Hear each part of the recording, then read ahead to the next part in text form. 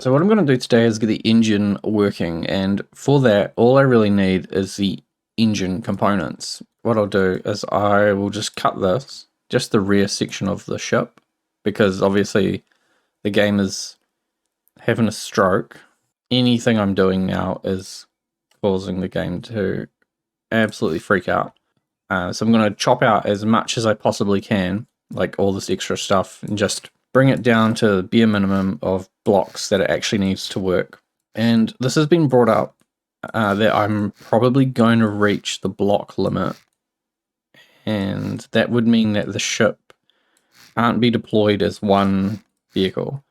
It's possible that with their update that splits vehicles into multiple vehicles, that the block limit has been altered and maybe it's not really been discovered yet. So there's always the hope that it'll just work and there won't be any problems. If there are problems, I have a workaround.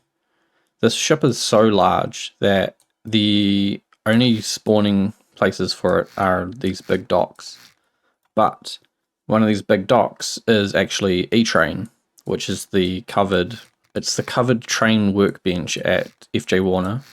So if I really have to, if I'm forced into splitting this into two vehicles, like as you can see right now, all the engine and propulsion, steering, it's all from this wall backwards. So I can very, very, very easily remove just the crane from the ship and the rear section of the ship.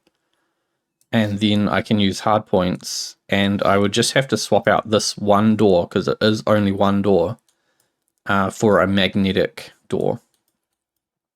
And so it would just magnetize, and then you would have two doors that are just like stay open, I guess, to form a hallway. Yeah, that would be it. That would solve the problem. Or the signal could be sent over a composite through hardpoints, which hardpoints would also let you transfer any fluids, like if the fuel needed to be transferred across. And then I would just spawn the rear section at E-Train on the train tracks and shuffle it back up the train tracks, then spawn in the front section, roll the back section to the front section, and then they would just join and you would have your whole ship. So a little bit of goofing around if I have to come to that, but hopefully it doesn't end up like that. I really like working on it like this, where you can just like see through the floor and you just see these individual components. Like if you think about the engine and the engine room as a component. So when I was like testing the idea of running two boilers through one furnace, it was working, but as soon as I got it into this format, it stopped working. So I'm just going to check and make sure all these on-off signals, all the pumps are connected. Interestingly, you don't need any kind of cooling for the condensers. They kind of like top out at about 70 degrees, 60, 70 degrees without any cooling manifolds on them. I kind of hope they change that in the future, because I know it will. It's like, why would you put cooling ports on a thing if you don't even need to use them? This is the furnace. Coolant comes out that side, splits into two pipes. One goes up, and then this must be fresh water. I think I only need one of those tanks. This is the fuel tank. No, that's a freshwater tank. What is that doing there? That is feeding more fresh water into the return line. I think I should get rid of that. That's maybe overcomplicating things, because I've already got tanks on the sides, which should be chucking enough coolant. Yeah, I've got tanks on each side that should be supplying enough coolant to the whole loop. And then there is fluid in the boiler already, I think. I'll run it without adding any extra tanks for coolant or fluid for the boiler, because I think they already have fluid in them. And the fuel tank is this big tank here, which is set to diesel. Got an air valve and an air manifold. So all the logic works and is in place. I'm just going to have to spawn it and run it a couple of times and see what happens. It's doing something weird I've just noticed, where it's allowing more diesel in than one, because I only want 1 litre in, but it's letting in a whole bunch. We're at 27 litres, and it's heating up, but it's not heating up quickly, which means maybe, are these pumps on? They're on, and they're moving the coolant at a very constant rate. Okay, but here's an issue. The boiler on my left is running at 109 litres a second coolant and only 90 litres a second coolant. So the temperatures are going to be wildly different, I think. I don't know why the temperature's not going up though. There's no exhaust out. There's no exhaust out. It's got to be the exhaust. So we've got that as exhaust out. It goes up, across, up through the wall.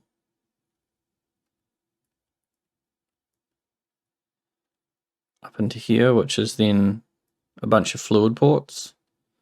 There could be air because the air manifold creates a sucking pressure, and it could just be this length of pipe or this change in elevation is causing issues.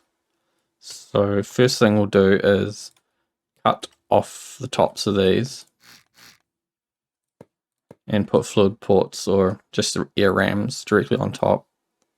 We've got no exhaust out, but the temperature's going up. So yeah, I think it's looking like a pressure thing for the air to go up through that pipe, or the exhaust to go up through that pipe. If I turn the coolant pump back on, and then I might also need a pump, maybe 2 pumps.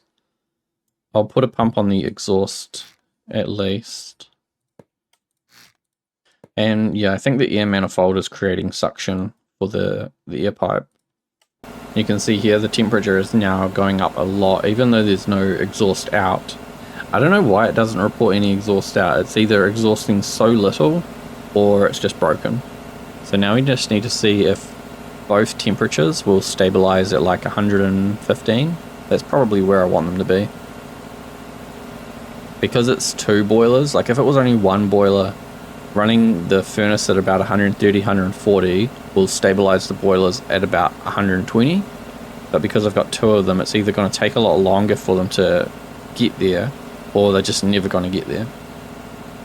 So we're doing about 109 degrees. It's still going up, so I think it'll be okay, because there's only 2 degrees difference between these 2 boilers now. 3. Should be okay. You can see though, it looks like the pistons on the left are going a bit faster than the ones on the right. They're both going crazy fast though. 1.5 pressure, or 0.15 pressure and it's not much pressure though, is it? I think we could do with more volume inside the boiler, more fluid in the boilers, and maybe even more fluid in the coolant loop. Coolant loop should be okay though. Yeah, so this tank has 127 litres still in it, and this one has 128. And I think what I'll try and do then is make one header tank that can top up both boilers and the coolant on the furnace. We'll come down here and have a look at the condenser. Oh, the temperature on the condenser is really high. If that goes over 100, then I think it's not going to be able to turn it back into water. Judging from what the patch notes said, the condenser will now actually turn water into steam if you heat it rather than cool it. What I'll do then, I'm just going to like simulate the ocean.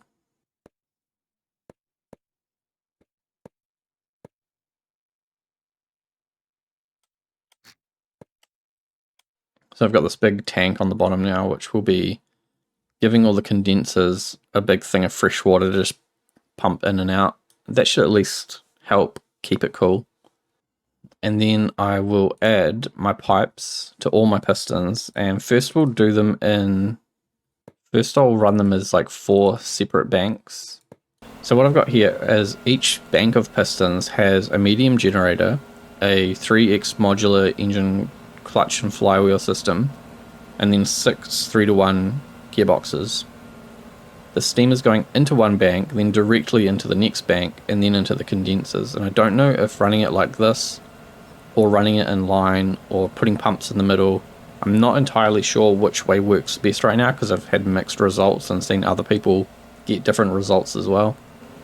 If it works like this, I'm going to leave it like this, because side by side means that I get more space for all my crew cabins and stuff, and if I put them in line, then I'm going to be having to remove some of those rooms. And it also means my weight distribution would need to be changed quite a bit. What I'm gunning for right now is that I want to get a lot of pressure, so yeah, we'll see if these generators can do much. See what they can do. So this is 4 separate flywheels, so they're all running at separate speeds. So what I'll do, I will let them speed up for a while and let pressure build. Then I'll record what their outputs are on the generator, and then I think I'll try and add fluid tanks into the line here that pumps fluid into the boilers in case that they're running out of fluid to turn into steam, and that might be reducing the pressure. And then what I'll do is I'll start connecting them all together and see if their output kind of equals the same amount. These ones are up at 8,000. These are at close to 8,000. And that's because the coolant on this boiler is a little bit less. The temperature is a bit lower. We're at 109 here and 110.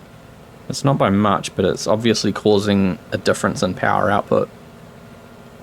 I think the offsets are actually wrong.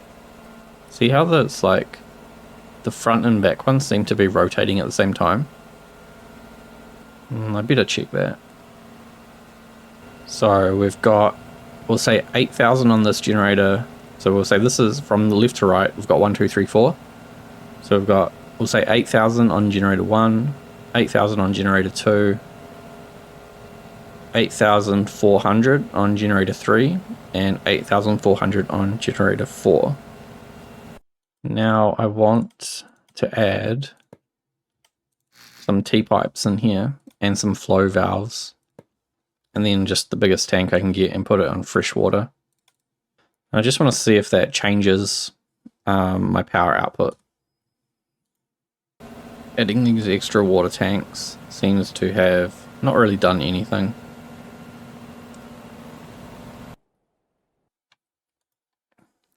I think it's safe to remove those. And let's check the offset. This is, oh, what? Oh yeah, the offset's real weird. I reckon it'll go much faster than if I change this. So offset is important, but you don't really need it to make the steam work. Like, it doesn't need to be perfect to make your steam work. If you have some pistons that are offset differently from some other pistons, it'll make them go around. They just won't be going around as optimally as possible. So for 3 pistons in a row, you want 0, negative 33, and positive 33. Because we're just taking the number 1 and then dividing it by how many pistons we have. And then we basically add on that amount or minus it positively and negatively as we go. So for instance, we start at 0 and then we minus 0.33 and then we plus 0.33. You can do it in either order. You can put the positive and then the negative, or the, it doesn't matter which way you do that. And what I think might help is if I just increase the boiler temperature. So right now it's 130. I reckon if I go up to 140, because I want to build pressure. I want more pressure. I think there could be some issue with these pumps on the back as well. Like, they're not pushing as much liters per second as the front ones. It must just be the output from the piston is not much. So each one of these condensers is probably pushing like 6 liters of water out. So yeah, that's why that's fluctuating, not getting too high. It's like staying under 10 liters a second. We're pushing out 500 liters a second of steam, and we're sucking back in 10 liters of water a second. First generator, we're doing 10,380, so we'll say 10,000, 10,400. I'm just going to round things because it's not super important. But you can see how just increasing the temperature by 10 degrees, we gained another like 2,000-ish RPS. And these ones are 10,800. So it's the same kind of ratio. I might be able to reroute the coolant to increase the temperature in the right side boiler, even though it's only 1 degree difference. This is on the left is 115, 116 degrees. On the right, 114, but not dipping into 115. And the pressure is relatively the same. But yeah, definitely the left boiler is making more power. The coolant is really steady on both of them. 122 litres coolant on the left boiler and 100 litres on the right boiler. I still need to put in an electric furnace as well, or I can just make it so it only runs off diesel and you just need a big diesel tank. I would kind of prefer to do that. I'll add the electric furnace later. I'm wondering if I can use like a heat exchanger. Like, what's the most efficient way to split coolant into 2 lines? Do I use a variable valve and then close it so it's like very heavily pressurized on the back end? And what could also be happening is just the amount of pipe that it has to travel through to get onto the right side is slightly longer because the pump is not dead center. Actually, that might be what's happening. If I flip this around, so then the output is actually in the middle. So the pipe length once it exits the pump should be identical. I really want to try and make sure I get the boilers running at the same temperature before I start messing around with the pistons. It's just coolant, right? It's a coolant issue. So to solve this, I think if I put 2 valves here, variable valves, straight off the pump, then I can limit the flow. And I might actually do 2 keypads. I was going to do 1, but this might make more sense if I can figure out the exact balance. So if I can just, maybe one of them needs to be at like 0.9 or something and the other one at full 1 to get the pressure to be the same. So we want to try with 1 to begin with. So they're fully open.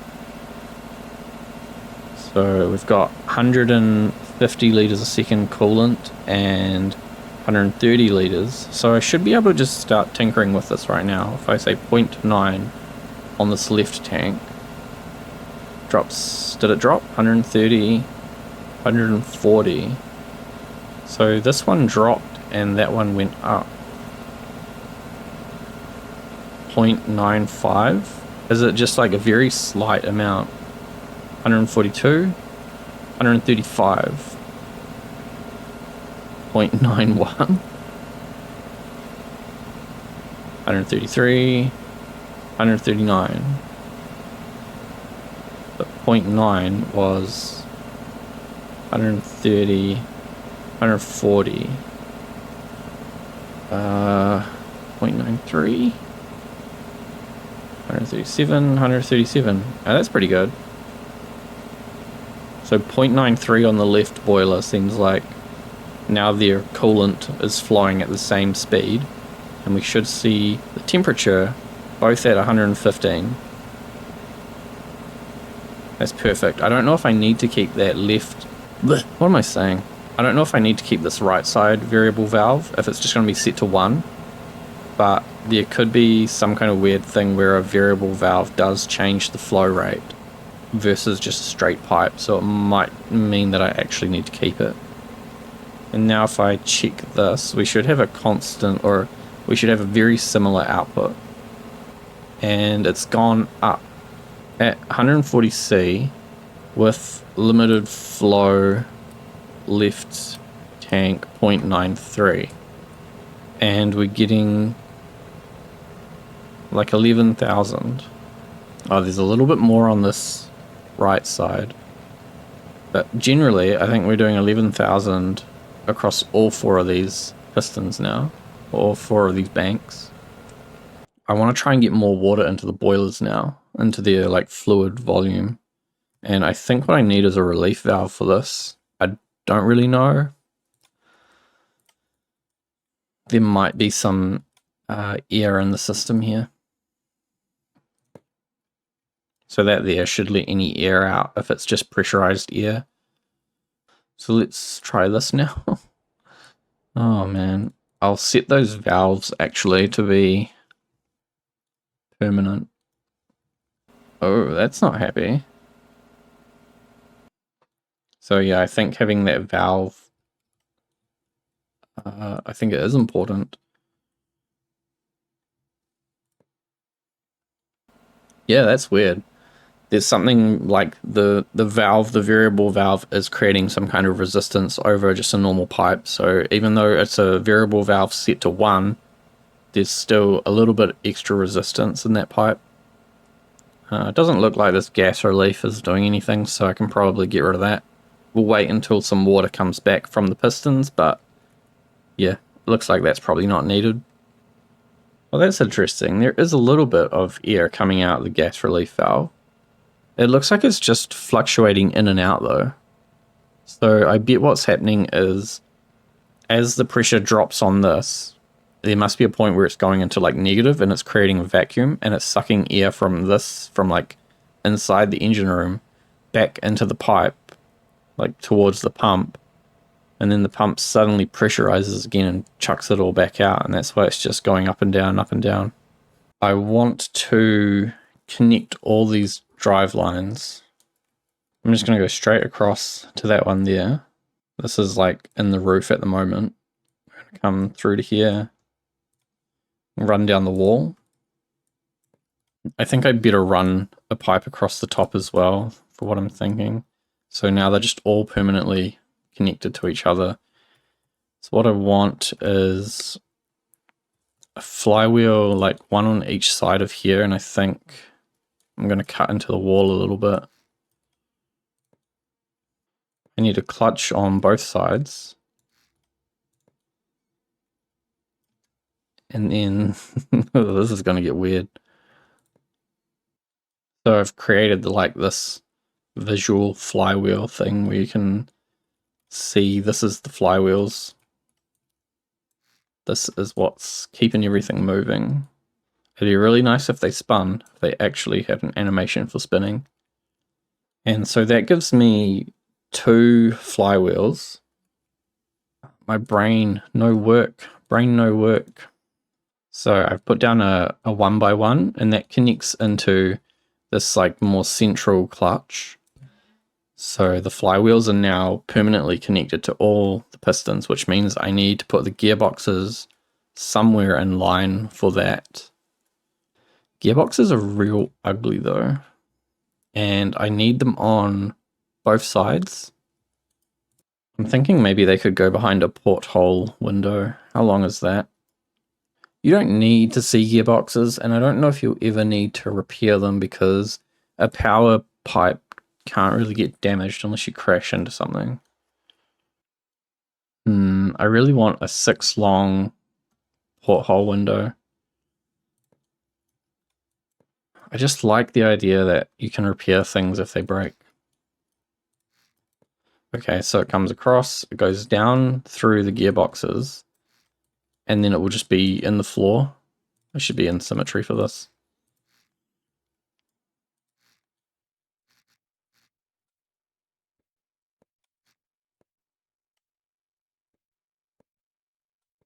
Goes back up into the flywheel. And then this output just goes off to my propellers or whatever I end up doing. And realistically, I only need to put 1 generator on this because both flywheels are connected. And I'll just connect this constant one to both. I'll just connect it to all the clutches for now. So whatever this power output is going to be roughly what the final system can do. I don't know why my modular flywheel is spinning, but it's not spinning. 0 RPS going into negative. What? Let's get rid of one side of this. Oh, I remember why, because these pistons are rotating. Wait, does that matter? These pistons are rotating in the opposite direction to these pistons. I don't think the orientation of the pistons should matter, but if they're spinning in different directions and cancelling each other out, that is a problem. But yeah, this is weird. This goes into negative RPS. Urgh. I saw it before, and I'm hoping I can see it again, but the RPS went negative. And we're only doing like 2 out, even after all the gearboxes. I don't understand. I really think that one bank is negativing. Like, I think one bank is cancelling out the other bank. So I've put a little cut in the pipe there, and we'll see if that generator, just on the current pipe and gearbox setup, will be able to output anything more than like 2 RPS. Look at that side go. That's totally unrestricted. And then this side here has a generator on it. You look at this. This is going way harder now. It's a negative though. It's going negative, nearly -1. Whereas I bet these are going like +1, +4. So yeah, there is something weird. There is absolutely something weird about the orientation of steam. So I need to mirror them, but I still need their steam inputs and outputs to go the same direction. So I need to cut this. And U is mirror, so now they're mirrored. Okay, wait, what? Wait a minute. Wait a minute, what the heck is going on here? I've just cut them out normally, yes. So steam should be coming in through this side. Steam out. What? Was that side not even going at all? How was it generating anything then? When it wasn't connected, it had its own generators and they were outputting like thousands. Okay, I'll flip it. Put it all back where I found it. All the pipes are connected. So I guess the steam in and the steam out are just suggestions. You can just run your steam in either direction and it'll still output something. But if you run them reverse on the same system as a positive running steam bank, they will negate each other and you'll get nothing. If this generates, you know, like 10,000 whatevers, swats or something, then we will know for 100% certain that you can run steam pistons backwards and it will negate the RPS of a forwards running bank of pistons. I wonder if I should actually drop all the pistons down, because then they won't have this animation clipping through the roof. Okay, what have we got? We've got a positive number and a positive number. So weird. And they're very similar, maybe identical, because they're all connected to this one flywheel, which is spinning so fast. And we're generating 25,000 off one flywheel, right? If we have 2 flywheels, it might be a little bit slower. What are we doing? We're doing 27,000. So let's connect this side into a flywheel. I don't think it's going to really change the situation.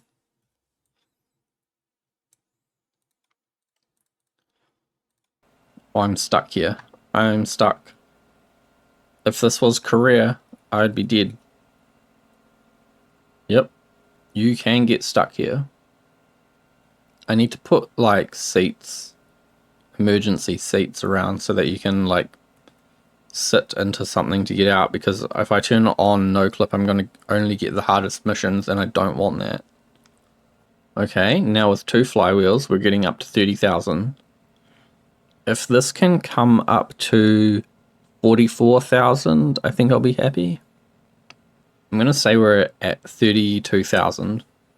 So what that means is if each one of these banks is connected to their own generator, they each output about 11,000.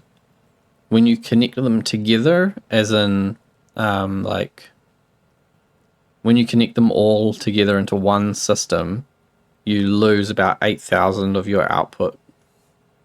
And I bet you I'll get even different results if I were to run them totally in line. So like if I were to extend them down into here, we're just going to have two banks set up like this, all feeding into basically like a flywheel on either side. And then from there we'll drop down, and do I do fluid jets or do I do a propeller? A propeller will kill me, and that's why I don't like propellers. But I've been told you can get more power out of a propeller. I guess like a propeller would just be a pipe that comes out of somewhere. This has actually got to travel quite far back before I can put the propeller on. Yeah, because I think I would need a giant propeller for this size of ship, which is dangerous because that's bringing it all the way back. Right to where I would get chopped up. I guess it can stop a bit earlier if I cut out some of this. How far back can I go? Huh, okay, that's pretty far back. And then because this is so fat, such a big propeller, I have to do some custom pipe looking thing. This propeller is just too big. Is that okay? Is that okay? God damn. And then I can probably just use a control surface.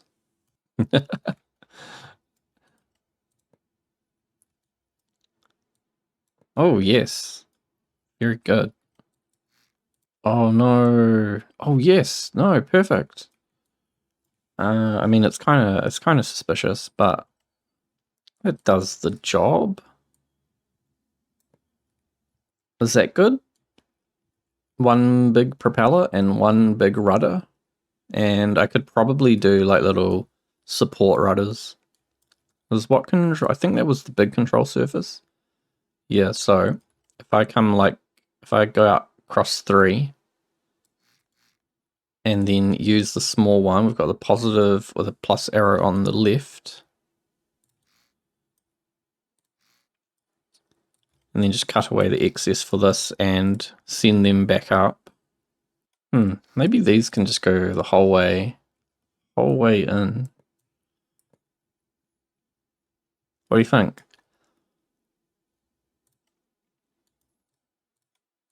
It kind of doesn't help that it's all like black. You'll never see it. I feel like I should be painting the rudders like red or something. You'll never see a black rudder. And then I should definitely be painting the propeller some kind of, I want to do a gold kind of color. This one battery, this one medium battery. I get rid of this box. What else did I need to do? Was that it? I think that was it. I think that's it. So I load up Clifford, and it's probably a good idea if I delete all the engine components in here because the pistons were back to front. The pumps were okay. I think it's mostly going to be these walls that are like, just they've moved a little bit.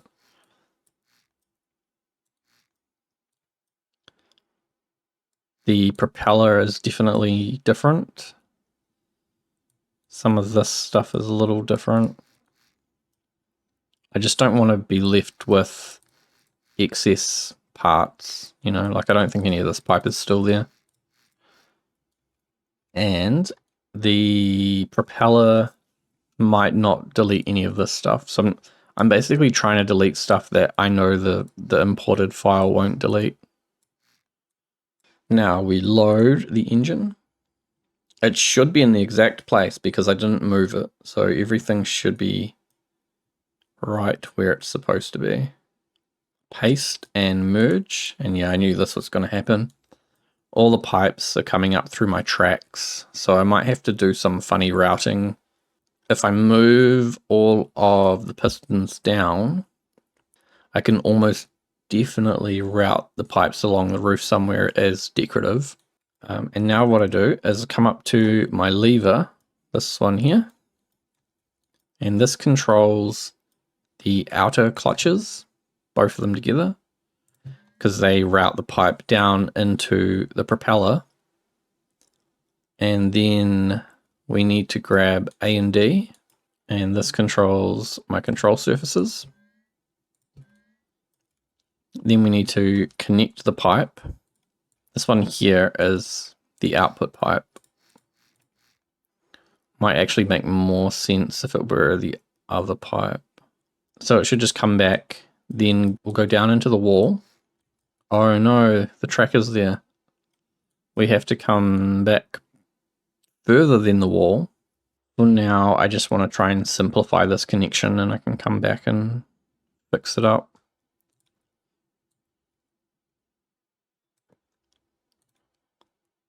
So we're taking those two multiplied outputs and then setting them both together into the propeller. This ship is such a mission. And we need a reverse gearbox because we are not a fluid jet at the moment. Or possibly ever. This needs to go up to 1. 1.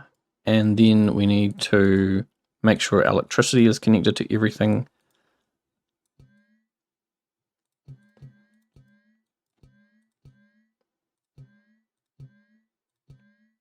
And get rid of these keypads.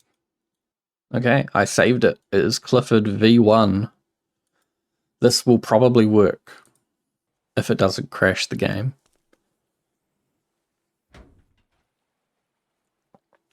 So let's make sure we have vehicle damage on. We have no infinites, so everything is as it would be in Korea.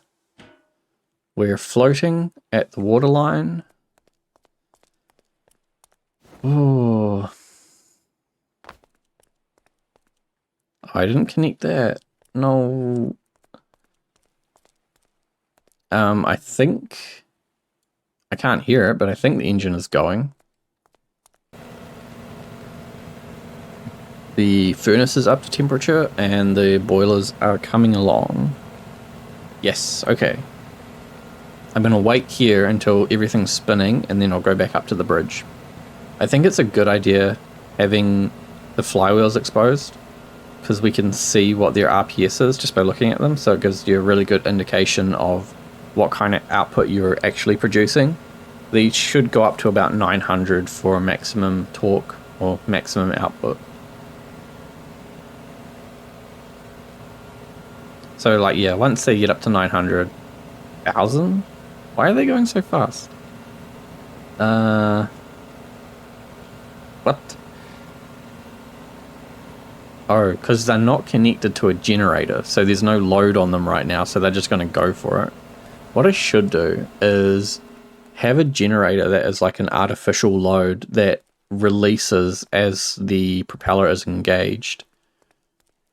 Because that way I think you would stop yourself from launching out of the water.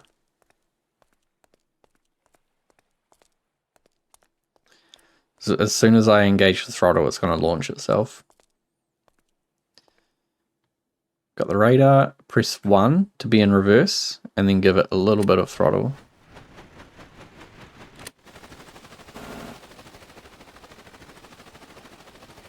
This is moving under its own power. This is it. It's done. The steering is probably inverted, because knowing me, I tend to always set them up backwards. This steers like crap. I'm holding hard left. We are barely moving. We'll give it some more juice. Yep. Yep.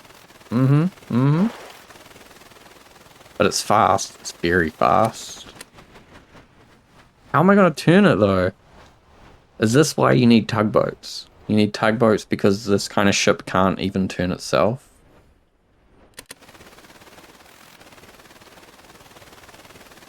let's just go in reverse then. We're just a reverse ship now. I tricked you the whole time. You know what's interesting though? I noticed this on the second episode I was building this. I started building it backwards, so I have to reverse out all the time. No one brought it up at all. Did anyone else notice that I was building it backwards? I thought I would just leave it. I would just build it backwards and see if anyone noticed, but no one brought it up. I'm just trying to turn. I just want to face out over to the open ocean. That'd be good enough, right? We're far enough away. Okay, now we're going forwards.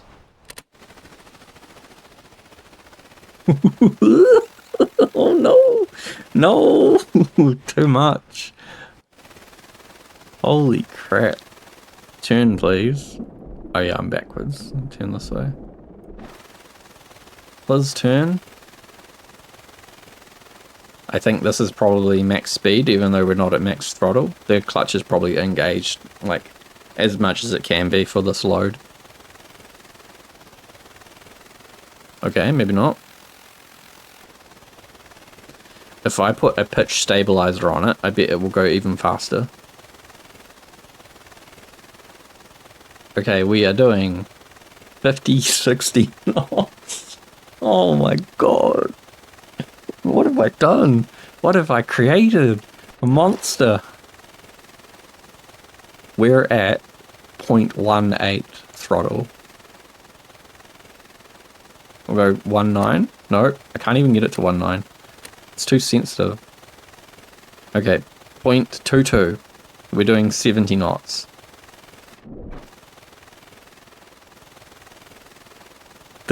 This is so fast.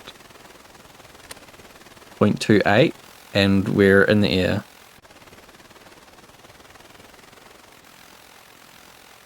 Okay. 0.23. That's slightly higher. 80 knots. Man. What a menace this would be.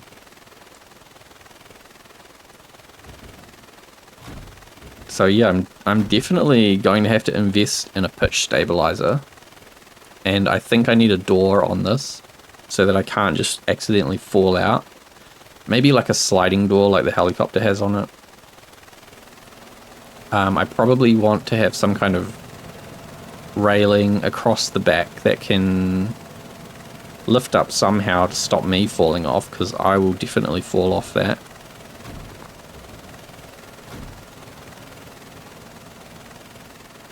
So we're doing 80 knots right now. Can I maneuver the crane into a strange position? And will it roll itself over?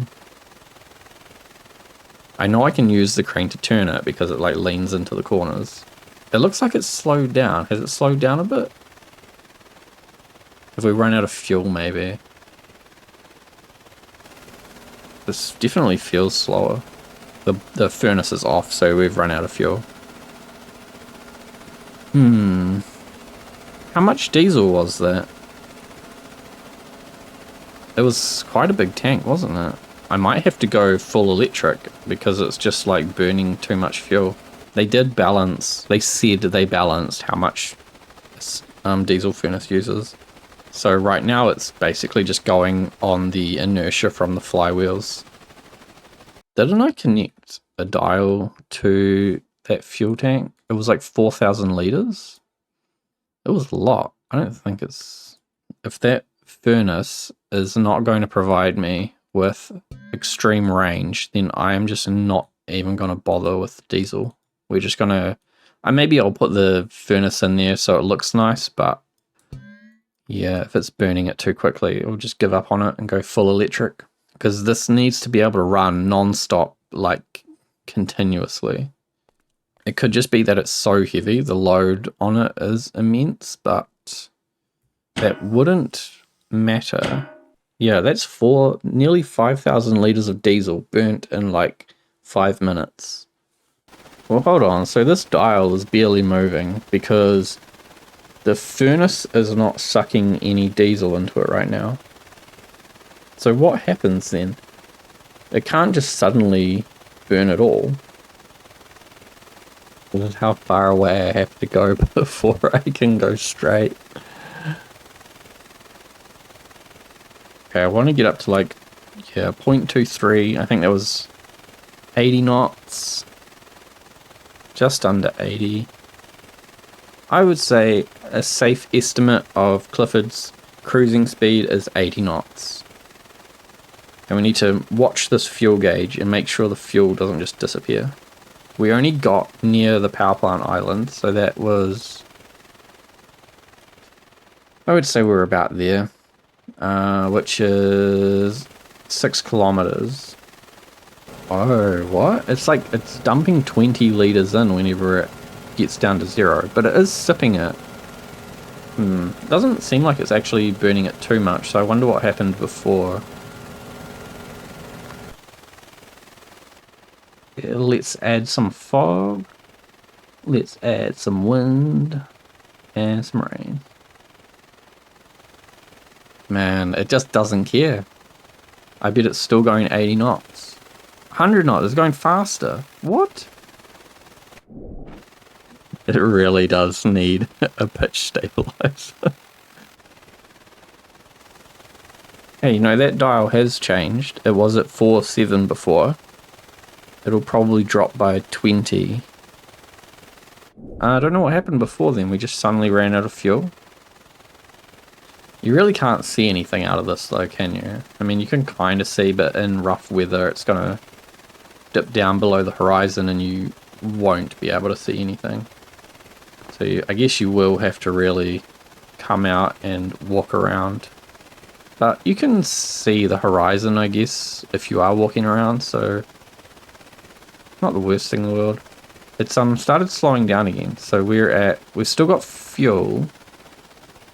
Maybe we're out of electricity, that'll be what it is. No? What's happened? We've lost temperature.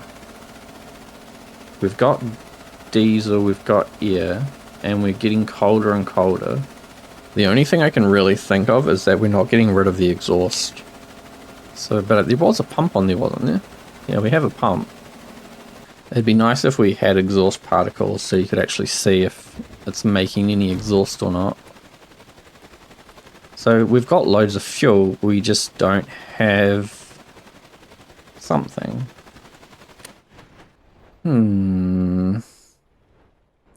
Let's turn the wind up like 70%. I want to see if it will roll over and then what will happen. Like, does it want to roll back? Or is it just upside down, it's too heavy and it's screwed? I'll try and figure out the engine thing tomorrow. Because it must just be an exhaust not getting out somehow. Let's go 100%. Will it roll over completely? Did I leave any doors open?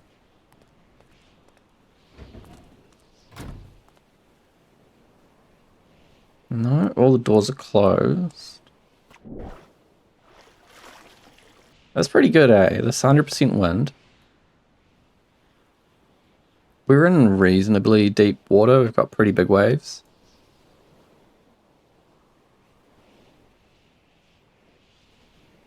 I think all those pivot glitches and the amount of weight in that big tube of barrels, I think all of that combined is really keeping it upright.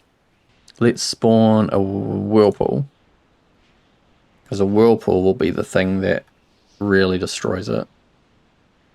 I might turn off vehicle damage though. I just want to see, like, if it's sucked down into a Whirlpool, will it get flipped over? If it gets sucked into a Whirlpool, it's kind of screwed because it'll most likely hit the bottom. Unless it's just like massively buoyant. Yeah, this is what I want to see. Will it flip itself back up?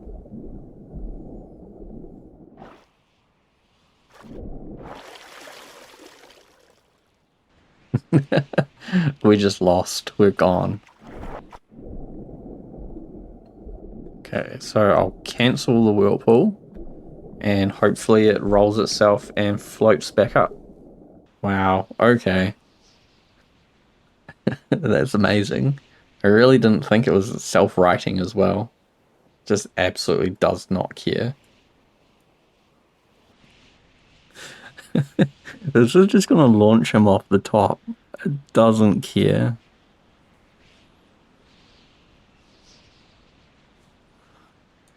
It just does not care at all.